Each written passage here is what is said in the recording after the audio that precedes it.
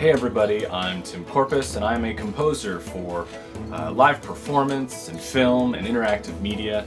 And today I thought we'd take a look at my new composing studio. But you know what, a second.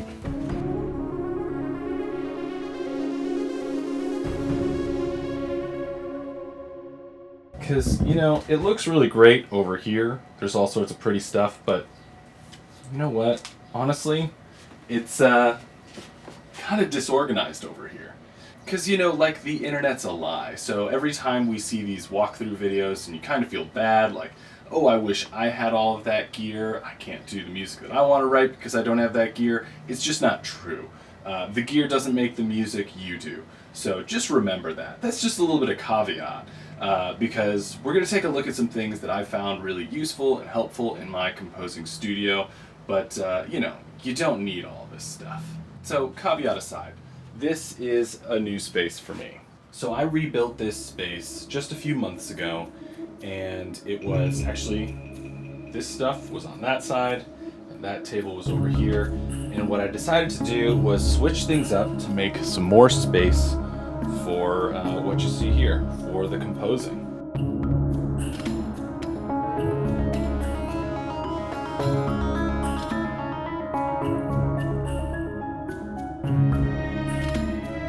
So yeah, this is my space. It's a room that's about 8 feet by 12 feet, so it is a small space. And of course it looks pretty this way, there's all this cool stuff, but it's actually just like full of junk because we have too much stuff.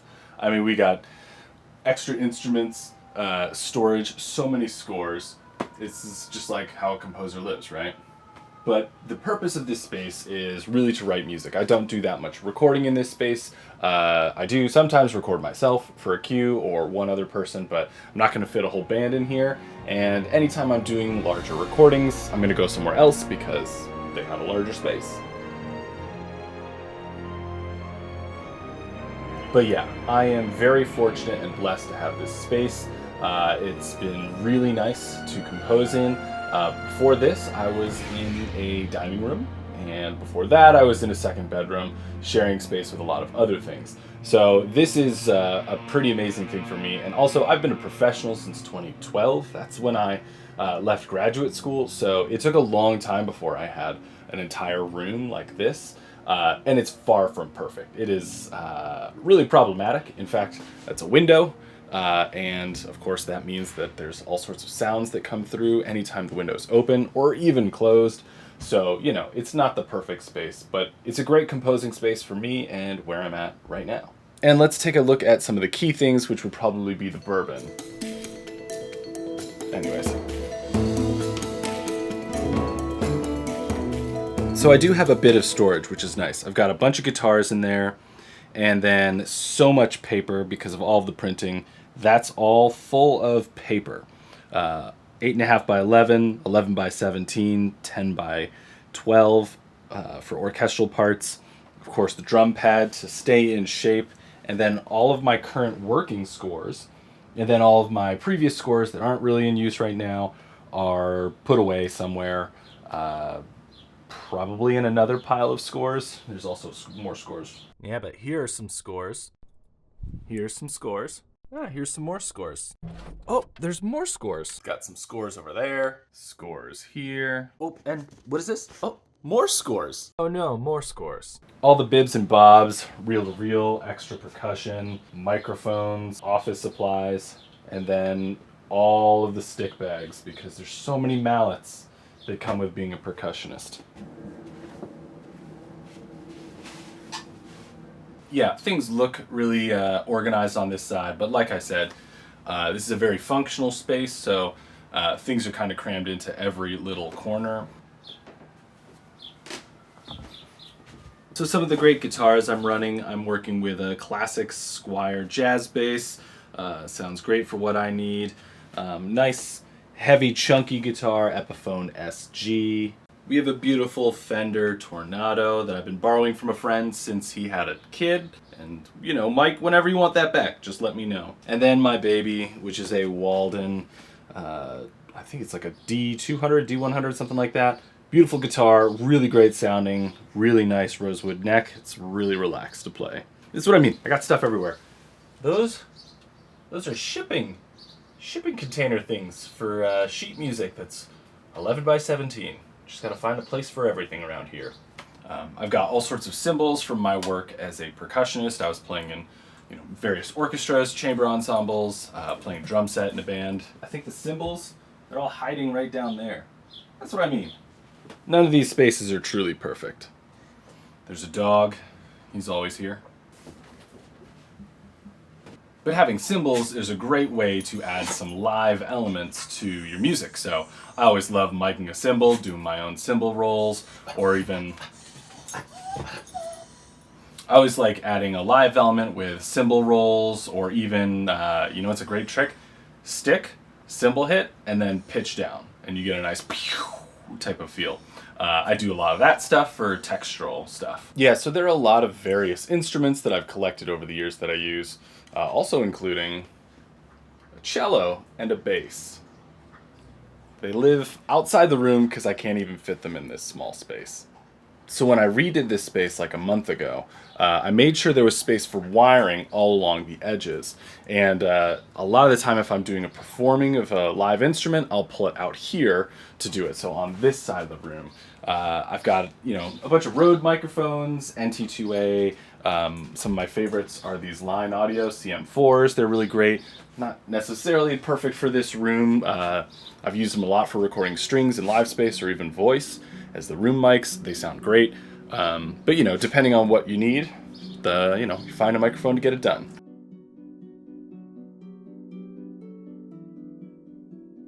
All right, so lining this space are some of these sound acoustic treatment that I put in. These are really simple. I made them. They probably came out to something like $20 a piece. It's just some canvas over a wood frame, and inside that wood frame is some rock wool. And then of course on the back it's sealed up as well. So I've got 6 of those around the room. Some of them are behind these curtains, keeping it really dead on that side. And then I've got a little bit of stuff up here, not really a cloud or anything, but this isn't really, it's just supposed to help with the echo, and actually it does a really good job with it. It's very impressive.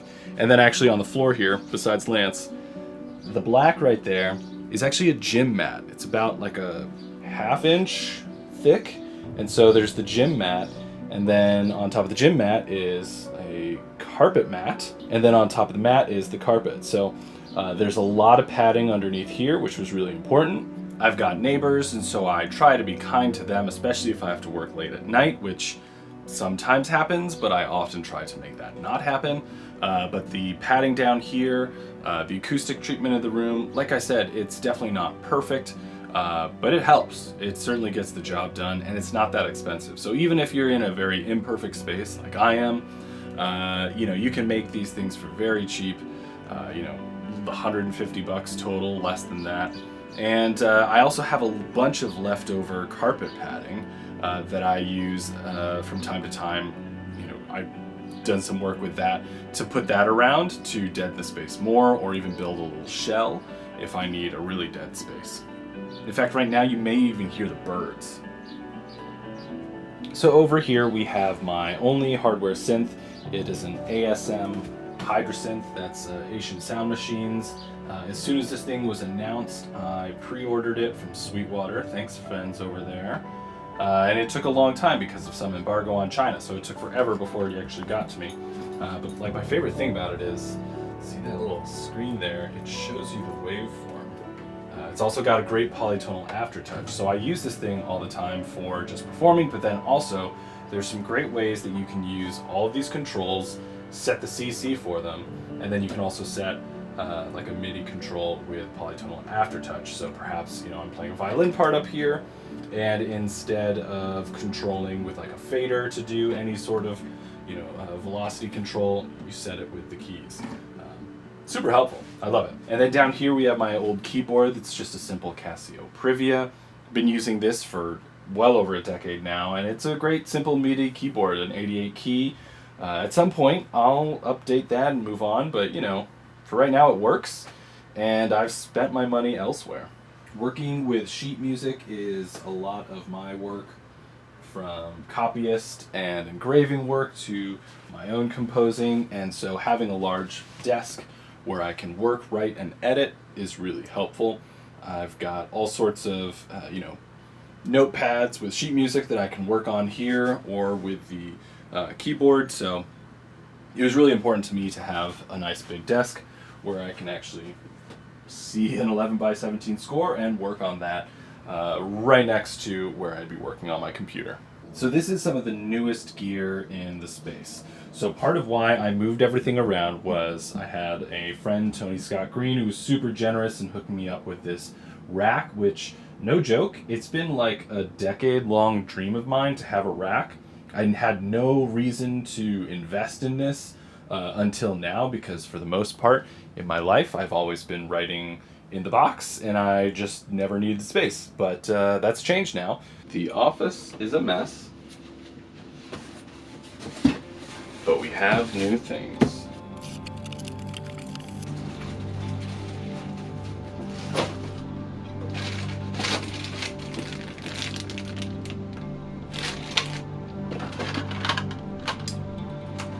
The cable, patch bay cables. We're doing a patch bay.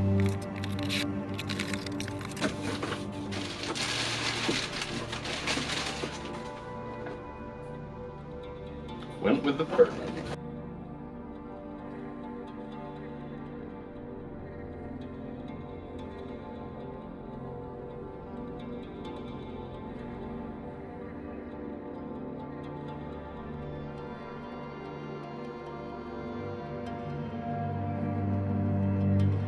So thanks to Tony for hooking me up with this. And then, so here, I've got one reel-to-reel. Actually, I have a second one right down here.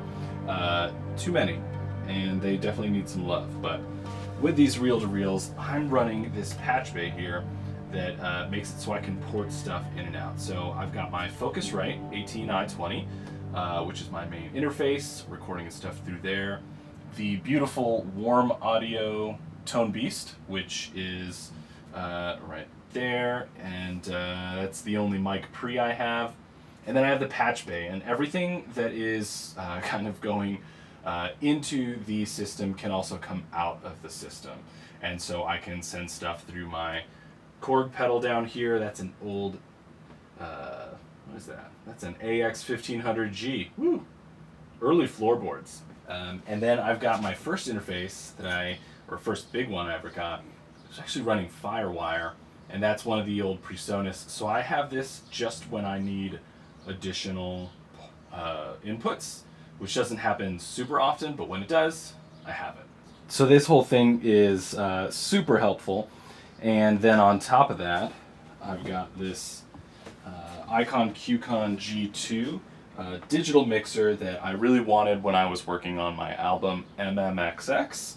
And yeah, it's great. And also so many great controls with a variety of different DAWs and even Premiere Pro. So I use it all the time. And it's also just kind of fun. So this whole system, it's all running into my brand new computer that I just built, which is somewhere over here. So I've been running the same box. I've been building my PC since 2008, I think. And I'd had the same case for a really long time, and so it was finally time to upgrade. Alright, new case. Woot! Decided to go with a new case because my original is from like 2009. So the whole front facing was for having multiple DVD drives. And we don't really have those anymore, so what's the point? So I run Windows, and this is my desktop setup. I used to have the TV screen over here, and it was really important to move it over. That thing is way too big. It's like a 48-inch that somebody gave me, and it's definitely too big for the space because half of it is covered up. But I actually have a different TV that somebody gave me. I just haven't had the time to switch it over. But it'll be a smaller TV that'll go a little bit higher, and it won't get blocked. But otherwise, I'm running two 27-inch monitors and one 24-inch monitor. This one over on the side I used to keep in portrait instead of landscape, but lately I've found that I just enjoy having something smaller and closer to me. A lot of the times I'll keep my mixer on the right and all of my plugins on the left because I don't know, it just works well. And then as you can see, these speakers here, I'm running some really simple Yamaha HS5s. Like I said, this is a small room. It's like 8 foot by 12 feet, so I don't have a ton of space, and maybe I could go up to like some HS8s, but overall I've been happy with these. I bought these during COVID, back when I was living in a 1-bedroom apartment, and I had been working in a dining room, so this is a major upgrade for me.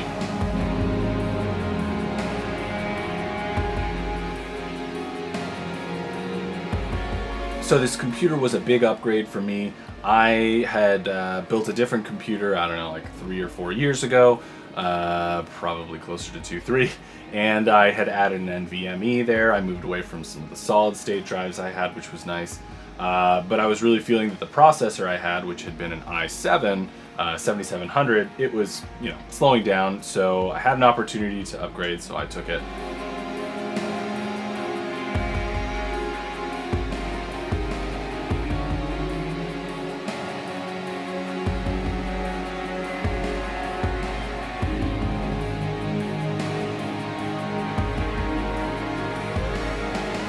And now I'm running an i9 12900, which has been so much nicer with 64 gigs of DDR5. That's enough for what I need. I don't do massive templates with 1,000 different tracks. Even when I do big orchestral stuff, that's just not what I'm writing. So I don't need an insane amount of power. I would love to get to 128 gig RAM at some point, but like I said, everything's a step. So where I'm at right now in my career, this is what I need, and at some point I'll upgrade again. But it's, I think, important to think of the gear and the career. It's like a ladder, right? Step by step. You don't have to jump too fast to get to things. Because also, like, had I had a bunch of this gear 5-7 years ago, I would not have used it. I would not have had the time. Because I balance my time, I spend half my time writing music or arranging music, anything like that.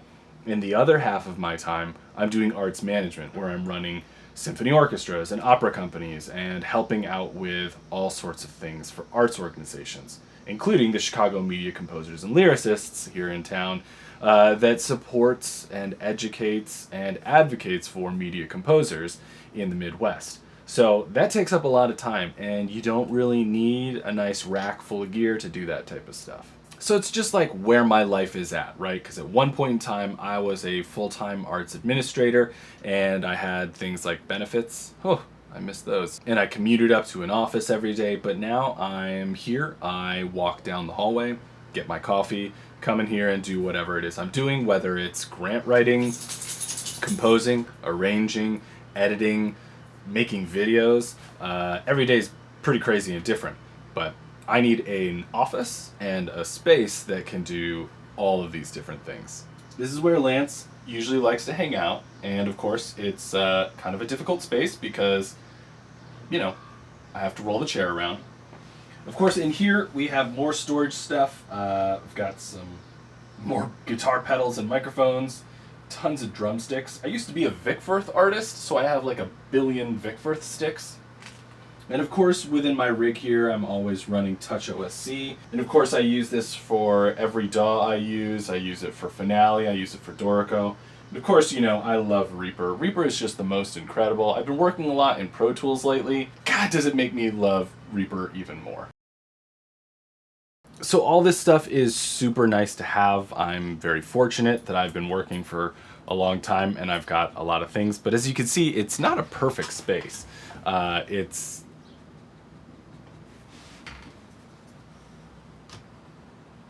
What you doing, bud? I also have my sturdy chair here. I talked all about the Stealth desk chair, studio chair. It's great. Being that I use it every day, all day long, I find it really nice to have a desk chair that is very comfortable. Some of the other peripheries we got here besides the Touch OSC, this is a beautiful Steel Series keyboard. I don't think they make this anymore, but all of these side buttons, all these things at the top. They're so nice to have these extra buttons that I can reprogram to anything. So honestly, this is copy and then paste, select all, and cut. And then for each program, whether it's Reaper or Dorico or whatever, I reprogram whatever these are and whatever the top buttons are. So I have complete access to, whatever custom shortcuts I have, which has been a really big game changer for me. A mouse I have, the MX3, I think it's, it's a Logitech. It's been really great since I got it.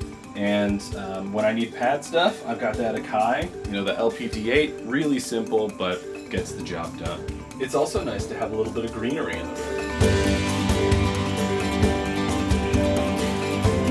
So yeah, I am super grateful and thrilled, honestly, to have all of this gear that I get to work with every day. It took a while to get here, so that's why, I had that caveat at the beginning saying that it's not necessary. It's a lot of fun. So somebody asked me recently, which is why I thought of doing this video, they asked, what was the most important gear I bought in my career? And the computer is definitely the first thing. Having a computer that could do the workload. Finale was really slow back in the day. It still kind of is. Dorico can be really heavy sometimes. Obviously Cubase and other DAWs can be heavy, so having a computer that can handle Contact and all the nonsense that we have from Cinesamples and Spitfire and orchestral tools, have a computer that can handle that stuff. I think that's really important. My Focusrite was really great. The first interface I had was a small Presonus, and then I got the bigger Presonus. That's been great too. There was a period of time I was in a band and I was playing a lot of drums, so I needed extra ports for recording. But if you don't need that stuff, just get something like a 3 input, 2 input, 4 input. It's always even numbers. So you could do a little bit of recording, even if you're just using like an SM57, and then like clapping, I don't know, doing whatever you can to add a real sound to your mix. That's great. I love that stuff. Of course, a lot of us work always in the box, and that's fine too. But a nice interface is great. And then I think good speakers. So when I'm mixing, I've got my speakers over here, and then I've got a pair of headphones that I use to balance the mix, and I go back and forth between the two. So for me, that's the mixing process. And usually if I'm doing a big final mix on something, there's a mixing engineer who will help out at the end, or if it's my own album, like MMXX, I send it out to a mastering engineer. After I'd mixed it down, she did a little bit more mixing and then the mastering process. So it was great to have that kind of collaboration and also get out of my room. I guess instruments, if you are someone who plays instruments, that's really important. If you have a cheap ass violin, like what I have somewhere up there, it doesn't sound great, but usually I only use that in like a horror score, or if I need some weird sound effects, I'll use that. But if you really are, doing the best violin work or whatever, investing in your instrument can be important. I've got a cheap Cort guitar that I use for cheap sounds, or if I want to beat up the guitar. I've got nicer guitars when I need a nicer sound. And then, an EBO in between. I think there's a lot of things in here that I don't need. The mixer being one of them. The digital mixer is fun, and it makes the workflow a little bit faster, but it definitely doesn't change my life. I do so much mouse clicking, and I don't know about you, but I find that the mouse clicking is sometimes faster than, resetting things up. This desk, I do not love, but it's just what I have right here, right now. And at some point, I am definitely going to build my own desk and have my 88 key keyboard over there, but for right now, this is a desk I have that I was given for free, and so that's why I have it. The desk I had purchased was this white one, and it was like 75 or $100 at like a Marshall's or a World Market type place. So I got it there. It looks great. Put it together and it works just fine. A whole bunch of the other stuff is like IKEA furniture. So there's definitely upgrades that I want to do at some point, but right now this is just where I'm at. The problem with this desk is that these monitors are really high up. And they're difficult, and it takes away a lot of space. So I can't put the mixer back there behind my typing keyboard because there's just not space for it, and that upper deck gets in the way. So, it is what it is. I'll change that at some point. Now, one last thing that's been really helpful in my studio, I have a backup battery that powers a lot of things over there. So if I lose power from a storm, which definitely has happened while in session, I had a vocalist here in this room, and we had to record scratch tracks for a demo, and we lost power. That sucked. But the backup battery covers my computer, it covers the internet, and then it covers one of the monitors, the interface, and now part of that rack. So nothing kind of like glitches out and shuts down super fast. I have a little bit of time to save what I'm doing and then turn it off. The most important, of course, being the computer and a monitor, so I can see what I'm doing on the computer.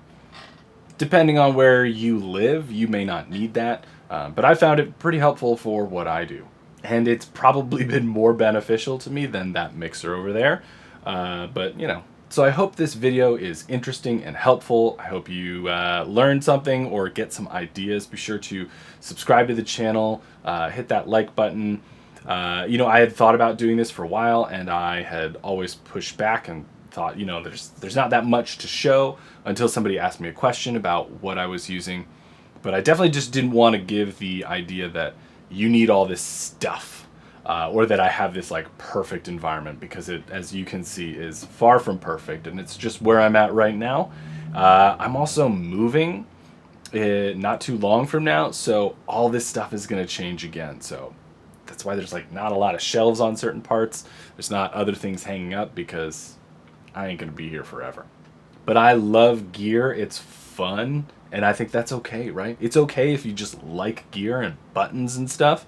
I think it's important that we keep in check capitalism that's like always feeding us on Instagram shit we need to buy. So, you know, I feel that pressure too all the time. I see somebody's like new controller, because I always think about how can I speed up my workflow. And, you know, there's all sorts of great ads and plugins and all the cool things. But just work with what you have, make the best music you can, and then when you get a couple dollars, you buy the next thing, right? That's what we're doing. So I just don't want people to feel like they have to get anything. But I love watching like studio tour videos. I think what Andrew Masters does is super cool, and I think it's very interesting. I love just seeing what other people do and how they do it, because it gives me so many ideas for how I can use my space. So hopefully this helps you. I'd love to hear if you have any ideas of how I can solve things in my space, because, you know, I don't know. We're all learning as we go, right? So thanks for watching, and I'll see you around.